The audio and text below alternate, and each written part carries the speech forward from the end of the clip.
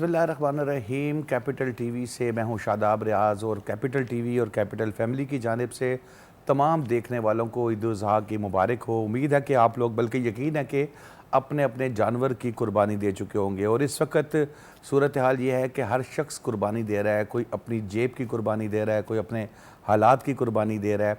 तो ये कुर्बानी देने का सिलसिला पूरा साल पाकिस्तान में चलता रहता है, लेकिन सुन्नत इब्राहिमी को पूरी करने के लिए हम लोग यहाँ पर ईद का त्यौहार मनाते हैं और आज के दिन जो है वो सुन्नत इब्राहिमी को पूरा किया जाता है। इस वक्त हम मौजूद हैं, सीनियर तज्ज़ियाकार हैं, कॉलम निगार हैं। इनके कॉलम्स से न सिर्फ मैं बल्कि पूरे पाकिस्तान के जो सहाफ़ी हैं मुस्तफ़ीद होते हैं, आम आदमी भी मुस्तफ़ीद होते हैं। और आपने अक्सर देखा होगा कि मैं अपनी गुफ्तगू के अंदर भी हफीज़ुल्लाह नियाज़ी साहब के जो कॉलम्स हैं इनका जो है वो कोड करता हूँ। अस्सलाम वालेकुम सर।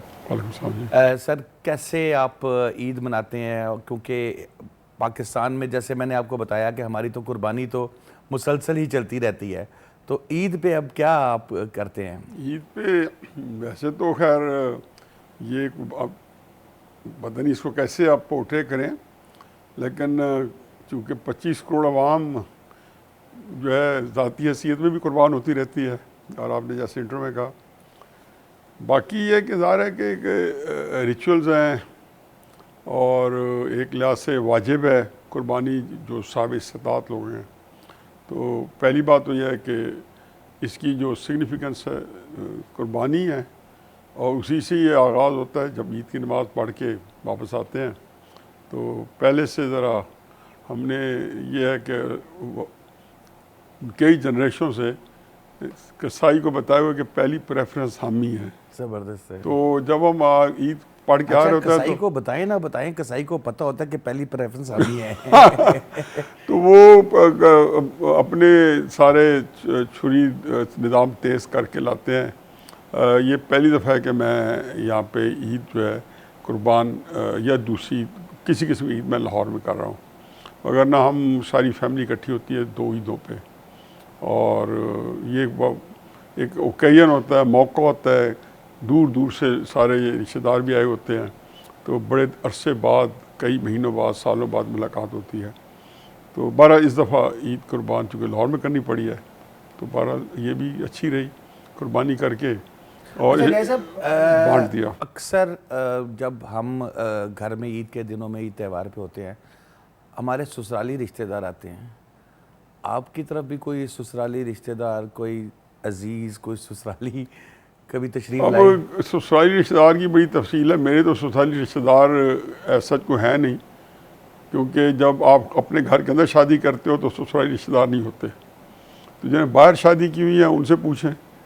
तो मेरी तो शादी चूँकि अपने चचा के घर में हुई है और एक ही घर है, तो अब आप इसको कैसे रखते हैं कि वो जो है, तो इसलिए वो तो इतना ओकेजन नहीं होता, क्योंकि हम सारे इकट्ठे ही होते हैं ईद के ऊपर। बिल्कुल ठीक है। अच्छा न्याज़ साहब, आप बता रहे हैं कि लाहौर में ही आपकी ये दूसरी ईद है, तो यहाँ पर लोगों के मिलने मिलाने का सिलसिला आपके साथ चलता रहता है? सारा दिन यही चीज़ होती है या आप निकल के ख़ुद भी ये है कि सुबह के टाइम कुर्बानी कर ली, शाम के टाइम ख़ुद मिलने के लिए चले गए? कहीं केनाल पे किसी अजीज़ की तरफ तो चक्कर नहीं लगता? नहीं, आप वाघा की साइड की बात कर रहे हैं या आप ठोकर न्याज़ बे की बात कर रहे हैं कि कनाल एक लंबा, जब किसी को कहो ना कि कितनी देर में पहुँच रहे हो, हफीज़ भाई मैं नहर पे हूँ, अब पूछना पड़ता है नहर आप वाघा के ऊपर खड़े हैं या ठोकर न्याज़ पर खड़े हैं? तो बहरहाल चक्कर भी लगते हैं और रिश्तेदार अहबाब आते भी रहते हैं। लेकिन अगर आपका कोई ऐसे रिश्तेदार का नाम जाना चाहते हैं जिसका नाम लेना ममनू है आपके टीवी के ऊपर, तो ज़रा मेरी उनसे कोई रब्ता नहीं है। नहीं, हमारे नहीं सर, सब टीवी के ऊपर ही। हम तो सिर्फ फिर कासिम के बाबा भी कह लेते हैं, कुछ इस तरह के अल्फाज भी इस्तेमाल कर लेते हैं। नहीं, कहने को तो खैर मैं समझता हूँ कि इतना दूर क्या जाने, वैसे ही आप पता होता है क्या बात करने में। तो मेरा चूँकि उनसे कोई रब्ता नहीं है, मेरा उनसे कोई जो है एक अरसा हुआ है। रियाज साहब, माशाल्लाह आपको बड़े अरसे से मैं जानता हूँ, बड़ी एक धीमी तबीयत और बड़ा पोलाइटली चीज़ों को लेकर चलने वाले। हसन जो है वो क्या, उसको मामू की तरफ क्या अट्रैक्शन हुई और उसको क्यों इस तरह की उसकी तबीयत हुई? मेरा ख्याल में पहली बात तो यह है कि धीमी तबीयत तो शायद मेरी कभी भी नहीं रही, और जो उसका मिजाज है वो तो मेरे पे गया है। अच्छा। अब दो बातें हैं। मैं खुद जब एक स्टूडेंट एक्टिविस्ट भी था, और मैं इस्लामी तलबा के प्लेटफॉर्म पे जो पॉलिटिक्स में बड़ा एक मेन रोल अदा किया, बल्कि 1977 की भुट्टो साहब की जो के ख़िलाफ़ जो एक तहरीक चली थी, उसके अंदर मैं जो है नुमाया मेरा किरदार था। मैं कायदा यूनिवर्सिटी का प्रेसिडेंट भी था और जनरल सेक्रेटरी भी, और बड़ा स्टूडेंट्स पॉलिटिक्स में मेरे मुख्तलिफ रोल रहे, ख़ुसूसन इस्लामी जमीयत तलबा बड़ा एक स्ट्रॉन्ग होल्ड था उस ज़माने के नौजवानों का।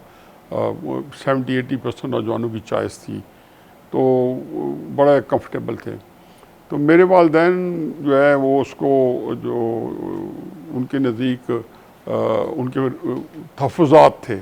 मेरे पहले तो बात है, मुझे एज ए पॉलिटिक्स में मेरे एक्टिव रहने पे तहफ़्फ़ुज़ात थे कि मुझे नहीं आना चाहिए। ये ख़ुद मेरे वालिद साहब बहुत माया सियासत करते रहे, मेरे चचा करते रहे, और जो जितनी गुंजाइश है। खैर एनीवे, तो वो मुझे मैं उनकी विश से अगेंस्ट करता रहूं, क्योंकि मेरे नज़दीक एक आइडियलिज़म था उसमें। मुझे आइडियलिज़म बहुत अच्छा लगता है। मुझे जो चीज़ मैं अपने पास की चेरिश करता हूँ उसके अंदर ये है कि जो मेरे अंदर आइडियलिज़म क्या होता है कि आप नफ़े नुकसान से बालातर होकर किसी आइडियोलॉजी को परसू करते हैं। चुनांचे यही वजह थी कि उस ज़माने में मेरे जो बिल्कुल हमारे जो एक्सट्रीम मुखालिफ थे लेफ़्ट के लोग, जैसे आजकल आप देख रहे हैं PTI के या मुस्लिम नून के या इस तरह की आपस में मुखालफत है, इसी तरह की मुखालफत थी। लेकिन हकीकत यह है कि मैं उनको बड़ी हाई एस्टीम में रखता था। मुझे उनके अंदर ये बात बड़ी अच्छी लगती थी कि बेचारे मेरी तरह नफ़ा नुकसान से बालातर के मुल्क में कम्युनिज़म लाना चाहते थे, हम मुल्क में इस्लाम लाना चाहते थे। तो हसन के अंदर मुझे हमेशा से एक आइडियलिज़म नज़र आया है, और मैं ये समझता हूँ कि आइडियलिज़म को प्रॉपरली गाइड ना किया जाए तो काउंटर प्रोडक्टिव ही हो सकता है, लेकिन उसको कब करना जो है वो बहुत ज़्यादती है कि मैं उसको ये बताऊँ कि नफ़ा नुकसान किस में है। दूसरी बात यह है कि मेरा ख्याल है बहुत सारी वजूहत हैं। एक पहली बात तो यह है कि जो है वो आज के हीरो नहीं हैं, अरसा कदीम से हीरो हैं, जो उनके मामू हैं। क्रिकेट से शुरू हुए, फिर सियासत के अंदर भी उनको पजीराई मिली है। जो आपने देखा है कि जो लोग उनके साथ हैं तो पागलपन की हद तक उसके साथ हैं। फिर एक आम आदमी नहीं थे, गैर मामूली शख्सियत थी क्रिकेट के ज़माने में भी, फिर जब उन्होंने कोई अचीवमेंट्स की शौखाना वगैरह में। तो कहने का मकसद ये है कि लाम वालक है, मैं ख़ुद भी मेरी उनसे बड़ी कुर्बत थी, हमारे दरमियान से हवा भी नहीं गुजर सकती थी। हम एक ही एज ग्रुप के हैं और बड़ी बचपन की बड़ी दोस्ती थी। इख्तिलाफ क्यों हुआ? वो तो खैर मेरा नहीं ख्याल कि वो इतनी ज़्यादा इम्पोर्टेंट चीज़ है हमारा इख्तिलाफ होना, क्योंकि पॉलिटिक्स ऐसी चीज़ है कि जिसके अंदर आपके इख्तिलाफात हो सकते हैं। कोई ज़ाती लड़ाई तो होती नहीं है, कोई वजूहत होती हैं, और ये तयन करने किए बगैर कि कौन गलती पे है कौन नहीं है। तो हसन को इस नाते से एक आप कोई मसला कोई भी होता है ना, तो एक अकलौता मामू, और फिर वो बहुत सारे लोगों के लिए जो है वो एक करिश्माती शख्सियत, और फिर एक दुनिया उनके हक़ में भी कहने वाली और सुनने वाली। असल में जो उसको ज़्यादा एक्टिव हुआ है जब वो जो मुझे उसकी बात अच्छी मिली हसन की कि जब इमरान खान साहब इक़्तिदार से, मैं आपसे यही बात करने लगा था, इक़्तिदार से अलहदा हुए। हसन को मैं अक्सर एक चीज़ बात में मजाक में ही उसको मैं कहता था जब आपके मामू इक़्तिदार में थे तब तो आप खामोशी से पीछे, ना आपने कभी कोई तारुफ कराया ना आप आगे हुए। अच्छा, अब जैसे ही मामू साइड पे हुए हैं तो आप मामू के साथ जुड़ गए हैं? नहीं, मेरे साथ उसने ये बात जनवरी के अंदर हम बैठे थे, तो बल्कि मुझे कहते हैं क्या है, क्या देख रहे हैं। मैंने कहा ये तुम्हारा मामू बहुत जल्दी अकेला रह जाएगा। तो यहीं बैठे थे, तो मुझे कहते हैं फिर मुझे क्या करना चाहिए। पहली बात तो यह कि बच्चों के साथ बड़ों की बातें, क्योंकि अब मेरे घर के अंदर जो वो जो उनकी जो तहरीक साहब के जो चेयरमैन है मेरे घर के अंदर, उसकी हैसियत उनके मामू की भी है। तो मैं नहीं समझता हूँ कि बड़ों के जो इख्तिलाफात हैं बच्चों में डिस्कस होने चाहिए। हाँ, अगर कोई ताल्लुक ना होता, उसके मामू ना होते, तो डेफिनेटली मैं फिर उसी को बुराई भी करता। या मेरे जो एक तहफ़्फ़ुज़ात हैं खान साहब के बारे में, मैं ये कई बच्चे होते हैं जो इनके दोस्त आते रहते हैं, तो उनसे मैं मेरिट पे डिस्कस करता रहता हूँ कि ये खामी वो दूसरी खामी है, लेकिन मैं अपने बच्चों के साथ नहीं करता हूँ कि कोई जिसको कहना चाहिए कि अखलाकी तौर पे ये ठीक नहीं है कि आप मेरे भाई से मेरी लड़ाई है तो मैं अपने बच्चों से डिस्कस करूँ या उनके बच्चों से डिस्कस करूँ। कभी आपने गौर किया कि जो तहरीक इंसाफ के चेयरमैन हैं कानों के कच्चे हैं, कि इनके कान में जो एक दफ़ा आके हल्की सी चीज़ डाल ले ये समझते हैं कि यही सच है और बड़े मजमे में वो ऐलान करना शुरू कर देते हैं और इसकी तहकीक नहीं करते कि सच क्या है झूठ क्या है। असल में मैं अब इस बारे में क्या कहूँ जी, कानों के कच्चे तो शायद बाकी लीडर भी हों। इमरान खान साहब की प्रॉब्लम कुछ और है। मेरा ज़ाती तौर यह है कि इमरान खान साहब की कुछ स्ट्रेंथ्स हैं और कुछ वीकनेसेस हैं। उनकी दो स्ट्रेंथ्स हैं जिसका अल्लाह ताला ने उनको बहुत फ़ायदा दिया है, उन्होंने उसे उठाया भी है और वो बहुत ही, मेरा नहीं ख्याल कि उनके मुकाबले में किसी और के पास है। एक वो जो आपका जो मीडिया है, ये फ़ोन हो गया, टीवी हो गया, ट्विटर हो गया, तकरीरें, इंटरव्यूज़, मैं समझता हूँ कि जितना टैलेंट इमरान में मैंने देखा है, आखिरी दफ़ा मैंने इस म्यार का देखा है जो अबलाग आमा को बिल्कुल सहर अंगेज़ करके रखे, तो शायद जुल्फ़िकार अली भुट्टो साहब थे। लेकिन उस वक्त चूँकि मीडिया ज़्यादा नहीं था, ख़बर भी नहीं लगती थी, जुल्फ़िकार अली भुट्टो अगर अपोजिशन में होते तो एक लफ्ज़ नहीं लिखा जाता था।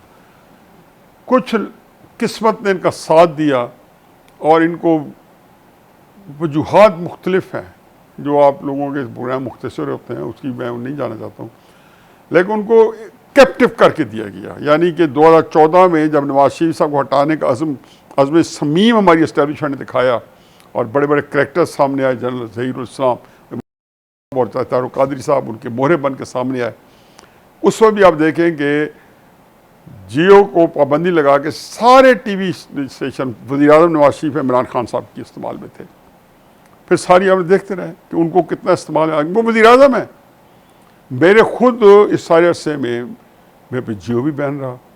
3.5 साल कॉलम मेरा जो है जंग ने छापने से इनकार कर दिया। ये नहीं इनकार, बल्कि मुझे कहा कि यार आप रेस्ट करें।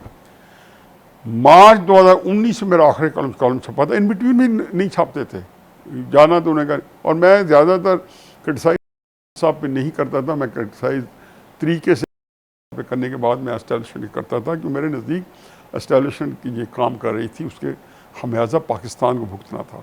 ये सारी चीज़ें थी। मुझे मार्च 2018 मैंने कॉलम लिखा था, 12 मार्च को।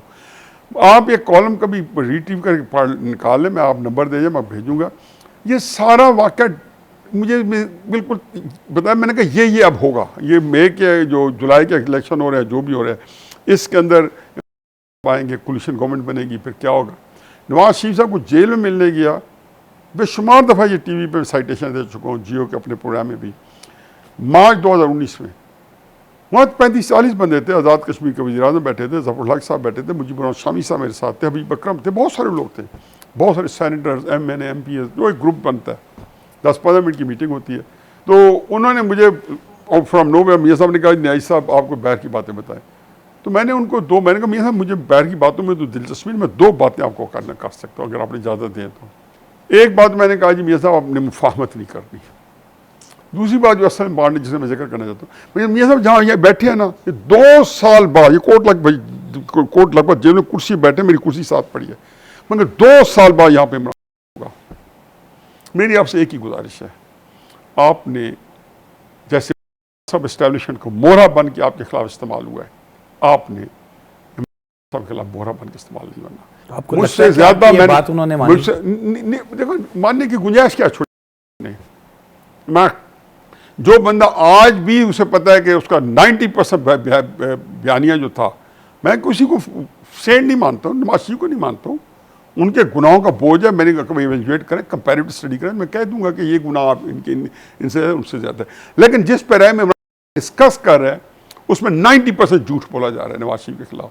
मैं तो अब इस बात में यकीन नहीं आता कि मुझे कहता हूँ हर एक के खिलाफ झूठ बोला जा रहा है। नाज़रीन, यहाँ ब्रेक लेते हैं। ब्रेक के बाद हफीजुल्लाह खान नियाज़ी साहब से हमारा गुफ्तगू का सिलसिला जारी रहेगा। ऐसे आप बड़ी बारीकी से चीज़ों को देखते हैं, जैसे अब आप बता रहे हैं कि आपने ये चीज़ें कॉलम्स में लिखी।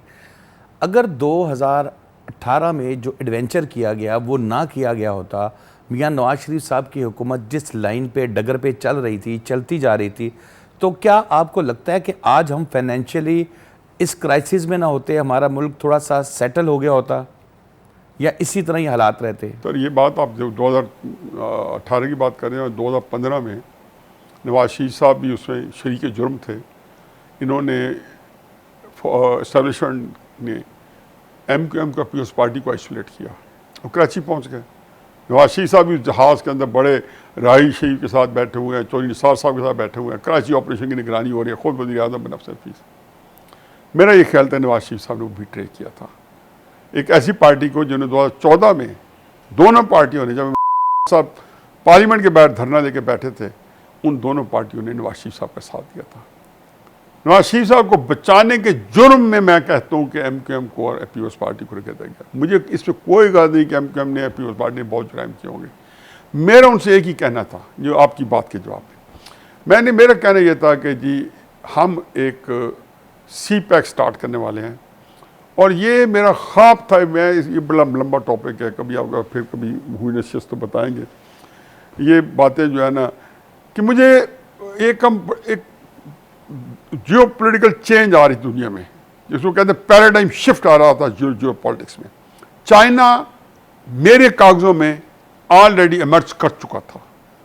शायद किसी हर सतह पे अमेरिका को भी इसका इदराक हो, लेकिन कोई बंदा उसको तासुर ये दिया होता था कि चाइना भी टेक्नोलॉजी में 20 साल लगेंगे, फलान चीज़ 20 साल लगेंगे। अब तो कोई नहीं कहता ना कि अब सारी चीज़ सामने आ गई हैं। जब CPEC शुरू हुआ तो चाइना के पास डॉलर्स थे जिनका कोई हिसाब नहीं है। 1-2 साल पहले रशिया के साथ $500 अरब का उससे वायदा किया था, जहाँ से उन्होंने ऊपर का कैसे ऑयल एंड गैस ले ली। अभी आपने 2 साल इमरान खान साहब के हुकूमत के 1.5-2 साल बाद जाके ईरान के साथ $450 अरब का किया, $450 अरब का जो किया, ये $450 अरब पाकिस्तान के लिए था। CPEC मेरे नज़दीक एक ऐसी पाकिस्तान को कुब्बे वाली लात थी, पता नहीं आप इसको उर्दू में क्या तर्जमा करेंगे, क्योंकि 3 चीज़ें चाइना को पाकिस्तान में चाहिए थी: प्रोस्पेरिटी, स्टेबिलिटी और law and order situation. Prosperity इसलिए चाहिए थी कि उन्होंने हमें हर सूरत में इंडिया से ज़्यादा खुशहाल रखना था, उनके हक में जाता था। अमेरिका ने, मैं कॉलम लिखता रहा, मैंने कहा ये अमेरिका जो है इसको नहीं बनने देगा। खैर एनीवे लंबी कहानी छोड़े। CPEC के खिलाफ जो साजिश थी नवाज शरीफ के लिए जानलेवा साबित हुई। मैं ये नहीं कहता फौज ने कुछ जानबूझ CPEC के खिलाफ की। फौज के जहन में ये आया कि ये CPEC के बाद पॉलिटिशियन स्ट्रॉन्ग हो जाएंगे, पाकिस्तान वहाँ पहुँच जाएगा जहाँ पे उसका हिसाब नहीं। तो वो तरीके से कराची घुस गया जी जरदारी साहब के और MQM के खिलाफ। तो मेरे एक ही कंटेंशन थी कि MQM ने जितने जुराइम किए हैं, जितने कत्ल किए हैं, जितने बत्ते लिए हैं, मैं 100% आपसे मुतफिक हूँ। लेकिन 1992 से पहले लिए हैं। अल्ताफ हुसैन 1992 के बाद अपने हाथ से कत्ल तो नहीं कर रहा ना फिर उसके बाद, लेकिन उसने अपने हाथ से भी कोई किए होंगे तो 1992 से पहले। आप 2002 के अंदर उसके सर पे ताज रख देते हैं। जरदारी साहब ने जितनी करप्शन की है 1999 से या 96 से पहले 2 जो इक़्तिदार है उसमें किया है, आपने 2008 में उसको दे दिया। तो खुदा के वास्ते 10 साल और हिसाब ना लो, CPEC मुकम्मल हो जाए, किसी को ना छोड़ना करप्शन के ऊपर। इन्होंने झूठ का नैरेटिव किया, एस्टेब्लिशमेंट झगड़ा। इन्होंने पूरे पाकिस्तान को बताया कि मुल्क को करप्शन ने तबाह किया। आज तक यही कहते हैं, इससे बड़ा झूठ है नहीं।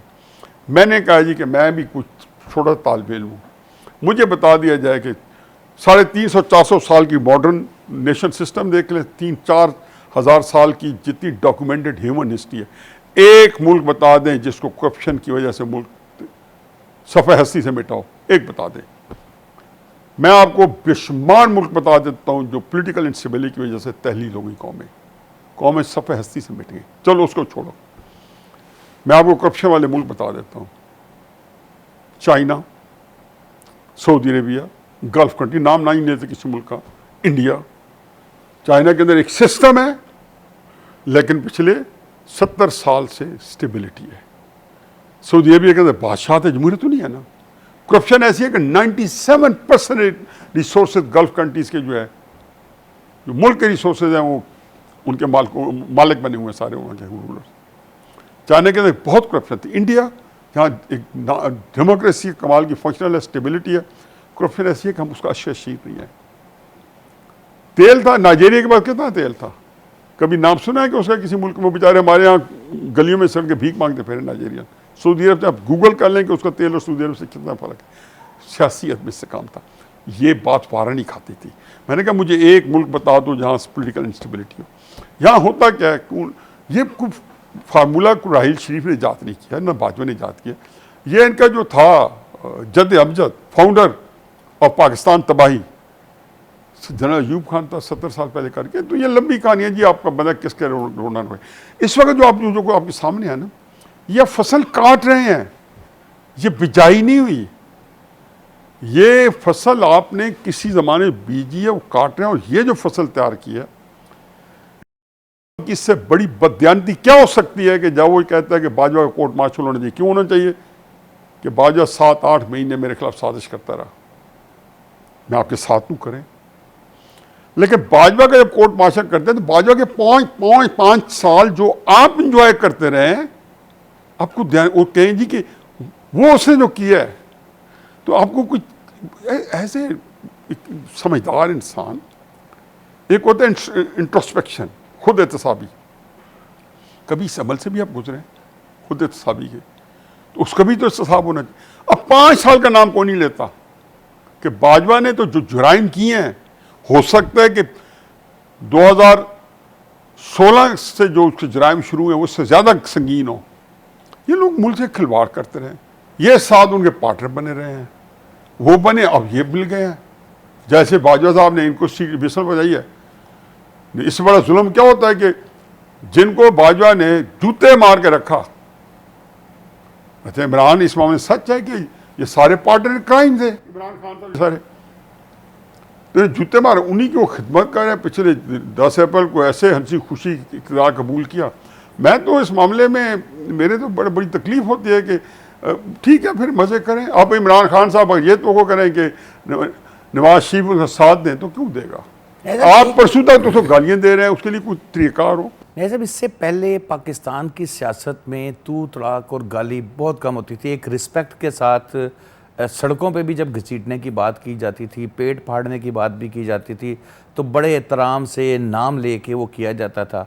अब आके जो तहरीक इंसाफ ने एक सियासत इंट्रोड्यूस करवा दी कि तू मार दे, ये कर दे, वो कर दे, क्या इससे भी पाकिस्तान की पॉलिटिकल सियासत के ऊपर फ़र्क आया है कि जो हमारी नई पौध है, नए बच्चे जो सियासत में आ रहे हैं, उनको कोई उनकी तरबियत गलत हुई है? देखिए, मैं समझता हूँ कि जुल्फ़िकार अली भुट्टो साहब में भी कसरत से थी, जलसों में उन्होंने गाली भी दी हुई है, और बड़ी ऐसा है कि जो अखलाकियात से जुड़ी बातें हैं। जुल्फ़िकार अली भुट्टो साहब के मुकाबले में जितने लोग थे वो शराफत के बहुत बड़े पैक करते, मौलाना मौदूदी रहमतुल्लाह अलैह, बड़े बड़े लीडर्स उस वक्त, वो तो तहरीक पाकिस्तान के लीडर्स थे। अभी भी मैंने नवाज शरीफ साहब को कभी साहब के अलावा कहते नहीं सुना। ऐसे ही है बिल्कुल। मैंने बाकी लीडरों को तो मुझे नहीं पता, लेकिन चूँकि इनका मुकाबला उससे है। अब पहली बात तो यह है कि उनके खिलाफ, उनके इन ऑल फेयरनेस, चूँकि जिस तरीके से जिस माहौल में बड़े हुए हैं, वो एक स्पोर्टिंग माहौल जो होता है थोड़ा सा बड़ा एक ओछा होता है, तो उनके अंदर वो नॉर्म्स नहीं हैं जो हमारी कदरें होती हैं। शायद वो आम हालात में भी ख़ुद भी जो लोग उनके दोस्त करीबी थे उनको अभी भी उनको आदत पड़ी है तुम कहने की या उसकी। दूसरा यह है कि तकलीफ़ दे हद तक मैंने को 10-12 साल में तब्दील होते देखे। मुझे कि 2-3 चीज़ें जो हैं उसकी मुझे बहुत तकलीफ़ हुई। ये इस तरह नहीं थी। मसला मैं नहीं समझता हूँ कि मैं आज से 12-13 साल पहले इस कसरत से झूठ बोलता था। इस कसरत से उसको खाम ख्याली थी, जिस कसरत से अब है कि कुछ चीज़ों के बारे में वो सफ़ेद झूठ बोलता, मुझे तकलीफ़ होती है। मेरा ख्याल है कि उसको ख़ुद भी इस बात का दराक हो झूठ बोल रहा है। कुछ में वो मुबालगा राई करता, इस तरह करता है, शायद उसमें उसको इतना ना पता हो। मुबालगा राई एक ऐसी चीज़ है कि आपकी कैफियत होती ज़हनी, उसमें थोड़ा सा मेच्योरिटी ना हो तो जैसे बच्चे हैं छोटा एक्सीडेंट देखते हैं तो घर आके मुबालगे के साथ बताते हैं कि उनको मज़ा ही नहीं आता कि मिर्च पाकिस्तान के मसाला डाल अंदर के। आम है कि बाहर अगर खुदा न खासा गोली चल गई तो 4 बंदे मर गए तो आप घर आके बताएंगे कि वहाँ लाशों के मार पड़े थे। एक आम यहाँ पे है सूरत हाल। तो ये चीज़ें जो हैं मुझे ये सारी चीज़ें अब हिस्सा बन गई हैं। अब को लोग अच्छे लफ्ज़ों से भी याद रखेंगे, अब बुरे से भी। ज़िंदगी में मौत तो हर एक को इकवानी है, अल्लाह ताला को लंबी ज़िंदगी दे 10, 15, 20 साल बाद, लेकिन इनकी शख्सियत जो है वो मिनहा नहीं होगी। एक तो सियासत में हैं तो सियासत के लोगों की लाइफ ज़्यादा होती है। स्पोर्ट्स वाले जो हैं वो अपनी जिस वो अपना ग्लव्स उतारते हैं, टांग देते हैं, बल्ला रख देते हैं, हॉकी रख देते हैं तो लोग उनको टेनिस का रैकेट रख देते हैं तो लोग वो किस्सा पारी ना बन जाते हैं। सियासतदान जो होते हैं उनकी, चाहे बच्चा सक्का ने 2.5 दिन भी हुकूमत की थी तो तारीख़ ने उसके बारे में रकम किया, बताया कि उसका क्या इम्पैक्ट पड़ा था, अच्छे या बुरे दोनों। तो इनको याद रखा जाएगा। तो सब खुद सोचना चाहिए कि तारीख़ बड़ी रूथलेस है। नहीं सब आखिरी सवाल आपसे कोई चीज़ पूछूंगा। उसमें आप जैसे भी आप बता रहे हैं कि मैं चाहता हूं कि ये भी हमारा इंटरव्यू है ये एक यादगार हो जाए। पाकिस्तान का अगले 5 से 7 साल में क्या सियासत देख रहे हैं? कोई मुस्तकबिल आम आदमी के लिए जो है कोई फ़ायदेमंद कोई है, या फ्यूचर आपको नज़र आ रहा है कि पाकिस्तान का रोशन है? और अगली हुकूमत में क्या नज़र आ रहा है आपको, किस टाइप की होगी? अब ऐसा सवाल है कि मैं, हकीकत है कि मुझे इसलिए तकलीफ़ होती है कि इस कस्म की जो अंदाज़े जो कि अल्लाह करे कि मेरे गलत हो तो बंदा आम ना करे। मैं तो ये समझता हूँ कि अपना क्या कहे, मैंने आपको एक बात पहले की है कि ये कटाई का वक्त है, तो ये बिजाई का वक्त नहीं है। जो आपने बीजा था, अब जो बंदे कहते हैं ये हालात किस नहज पे जा रहे हैं, कैसे जा रहे हैं, तो जो आपने बीजा था वो कटाई कर रहे हैं। ये हुकूमत जो है ये आने से पहले खर्च हो चुकी है। इलेक्शन 2023 में हो या 22 में हो, 2023 में हो या 2024 के अवाइल में हो, इलेक्शन 2023 में हो या 2024 के अवाइल में हो, अगले 7-8 महीनों में इलेक्शन हो जाएगा। थोड़ी एडजस्टमेंट साहब की जो मक्कू ठपने के साथ है। इस इलेक्शन में जो लोग इस वक्त बगले बजा रहे हैं इन्हीं को नवाजा जाएगा। शायद पहले मेरा नहीं लगता था, लेकिन अब जो सियासत के अंदर इस तरीके से टर्न आते, शायद नवाज शरीफ साहब वज़ीर आज़म बन जाए। अच्छा, लेकिन ये मेरे नज़दीक ये सियासत जो है, जो आखिरी, जैसे यहाँ पे हमने 2002 में काफ लीग देखी थी, 1985 में फंक्शनल लीग देखी थी, 1962 में हमने कन्वेंशन लीग देखी थी, तो ये उसका चौथा वर्जन होगा। ये वो सियासत नहीं है जो नवाज शरीफ साहब छोड़ के गए थे या जो दिसंबर 2021 तक उनके नसीब में थी पॉपुलर पॉलिटिक्स।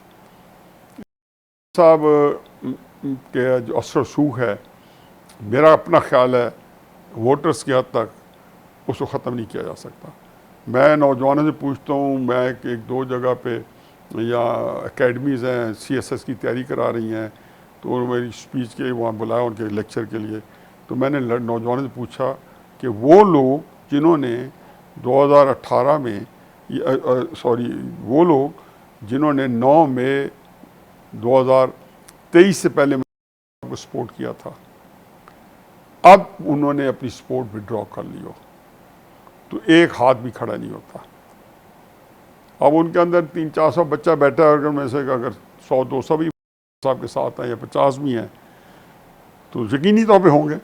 मैंने ये नहीं कहा क्या कौन है नहीं कौन, मैंने ये कहा, मैंने कहा मुझे सिर्फ वो बंदे चाहिए जिन्होंने 9 मई के बाद अपने ख्यालात तब्दील कर लिए हैं। ये बात मैंने एजेंसीज़ को बताई है, एस्टेब्लिशमेंट को लोगों को बताई है कि ये लम्हा फ़िक्री है। मैं नवाज शरीफ साहब के बारे में मेरा यही उसूल था कि आप कुछ कर लें। जितना नवाज शरीफ को इन्होंने जलील किया है, तहरीक इंसाफ वाले तो कुरान पे इतना यकीन नहीं करते थे जितना इस बात पे यकीन करते थे कि नवाज शरीफ करप्ट है, चोर है, डाकू है। इस तरीके से रास्ते कर दिया गया था। तो क्या नवाज शरीफ को दिसंबर 2021 में तहरीक इंसाफ वाले जब नवाज शरीफ से टिकट लेने के लिए जा रहे थे, क्या वजह थी? क्योंकि उसका वोट बैंक यहाँ मौजूद था, उसकी पॉपुलैरिटी मौजूद थी। उसकी पॉपुलैरिटी इस वजह से नहीं ख़त्म हुई थी कि इन्होंने 7 साल 2014 से उसके खिलाफ बेईमाना मुहिम चलाई, 8 साल यकतरफा, और उसको उसके हक में बात कहने वाले की आवाज़ नहीं थी। इत्तफाक है क्या जाते जाते आखिरी क्वेश्चन, एतजाज़ अहसन साहब और लतीफ़ खोसा साहब जैसे सीनियर तरीन लोग अब वो साहब के करीब हो रहे हैं, क्या वजह हो सकती है?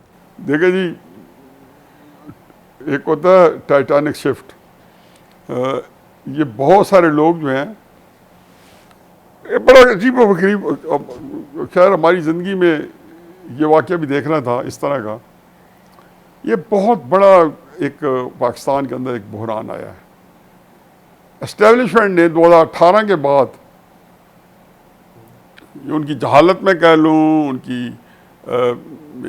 जिसको कहना चाहिए कि एक कम नज़री कह लूँ, उन्हें ये सोचा कि उन्हें पा लिया है, उनको एक मिल गया मोहरा, एक ऐसा बंदा कि जिसका बहुत ज़बरदस्त सियासी फेस है और जो उनका एक मोहर है। अच्छा, मैं ये बात, क्योंकि मुझे बेनिफिट है इन एंड आउट जानने का, तो उनको वार्न किया था कि ये मोहरा जो है ये आपको, मैं सारे दोस्त जानते हैं मेरे, जो उस्मान इतनी बातें कहने की गुंजाइश नहीं होती मीडिया पे, लेकिन ये भी मैंने कही हुई थी कि आप 2-3 साल बाद नवाज शरीफ, बेनज़ीर सबको भूल जाएंगे।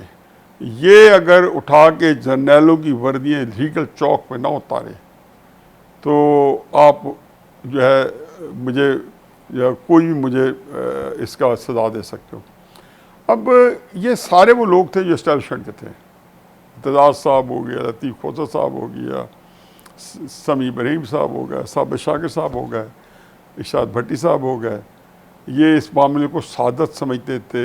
इमरान रियाज साहब हो गए, वो इमरान रियाज साहब एक दिन तकरीर फरमा रहे थे सामने, तो उसने कहा आप ही लोग थे जो हमें बुला बुला कहते थे नवाज शरीफ करप्ट है, फाइलें देते थे। तो मैंने रात टीवी पे कहा, मैंने कहा मुझे ये बताएं, ये हमें क्यों नहीं बताते थे कि ये नवाज शरीफ करप्ट है? आपको क्यों बुला बुला के बताते थे? हम ही मान जाते। बिल्कुल, आप ही को क्यों चुना था? क्योंकि आप ही लोग उनके उस वक़्त तो फैली बने होते। हुआ ये कि साहब के पास 2 चीज़ें बड़ी मैसिवली आई हैं, और ये चीज़ें आई हैं, मैं वैसे एक बात अधूरी छोड़ गया था कि मीडिया में बड़ा स्ट्रॉन्ग था साहब, जारहाना सियासत में भी उसने एक नया मकाम पैदा किया।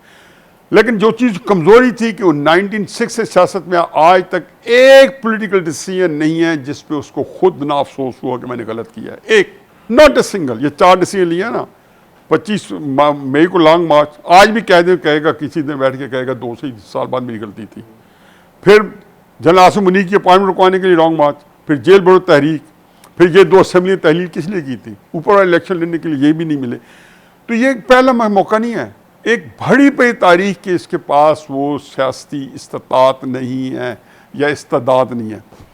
खैर ये मैंने, तो ये उसकी वीकनेस है, और स्ट्रॉन्ग एरिया उसकी जिसको कहना चाहिए कि मीडिया को इस्तेमाल mesmerize कर देता है, तकरीर करता है, स्पेल बाउंड कर देता है, और जनाना अंदाज सियासत। उस चीज़ ने उसको जो पॉपुलैरिटी दी है उसका बड़ा प्रेशर है। अब ये जो बंदे जो हैं, मसलन आप जैसे बंदे, अगर ये सारे बच्चों में जो बंदा पॉलिटिकल एस्पिरेंट है, तो आज भी मेरे पास तहरीक साहब के MPs MNAs आते हैं जो छोड़ चुके हैं किसी प्रेशर में, तो उनकी रालें टपकती हैं कि यार पब्लिक सपोर्ट नीचे पड़ी है, इसको हमने, ये अब हमें नहीं मिलेगी। दूसरा साहब के पास ये है कि जो टीवी के ऊपर जो व्यूवरशिप है, साहब को क्रिटिसाइज करता हूँ ना, तो मुझे पता है कि मेरी व्यूवरशिप और रीडरशिप कम है, मैं माइंड नहीं करता हूँ, मेरा एक असूली मौक़िफ़ है। साहब की जो व्यूवरशिप है ना, रीडरशिप है, वो बहुत ज़्यादा है। इनको जितनों को ये आए, इत्तेज़ाज़ अहसन साहब हों, खोसा साहब हों, मीडिया के जो बंदे हों, इनको आप देखें 3-3 मिलियन स्क्रीन से सब्सक्रिप्शन है, और मुझे भी मिल जाए तो मैं तो नौकरी के बहाने ही कर लूँगा, मगर मुझे 30-40-50 लाख रुपए, बेरोजगारों को रोजगार मिल गया यूट्यूब की सूरत में। बड़ी यूट्यूब खुल के पैसे देता है, उसके बाद जो व्यूवरशिप है वो भी पाकिस्तान से बाहर की है। तो दूसरा ये है कि अब कुछ वकीलों को जो हेफ्टी पैसे जो हैं वो भी मिलने हैं। ये इस तरह का जब भी आता है तो वकीलों की चांदी हो जाती है। दोनों तरफ से 5-5, 10 से 15 करोड़ रुपए भी अगर आउट ऑफ बुक्स मिलेंगे तो बुरे नहीं है। इससे मैं ये कोई इल्ज़ाम नहीं लगा रहा हूँ, मेरा अपना ये ख्याल है, तजज़िया है। I could be entirely wrong, क्योंकि दोनों बहुत रिस्पेक्टेबल आदमी हैं और मैं उनकी बहुत एहतराम करता हूँ। लेकिन मैं इनके मौक़िफ़ को असूली इसलिए नहीं समझता हूँ कि इन दोनों को मैंने कभी असूली गेम सियासत करते देखी नहीं है पिछले 50-60 साल में, कि अब मान लूँ कि जी आखिरी उम्र में क्या खाक मुसलमान हो। बहुत शुक्रिया हफीज़ुल्लाह खान नियाज़ी साहब, आपने स्पेशली आज के दिन वक्त निकाला, हमें वक्त दिया, बहुत शुक्रिया आपका। नाज़रीन ने हफीज़ुल्लाह नियाज़ी साहब की गुफ्तगू आपने सुनी ईद के दिन। मैं आपका भी शुक्रगुज़ार हूँ कि आपने टाइम दिया, हमें सुना। शादाब रियाज़ को इजाज़त दीजिए, अल्लाह हाफ़िज़।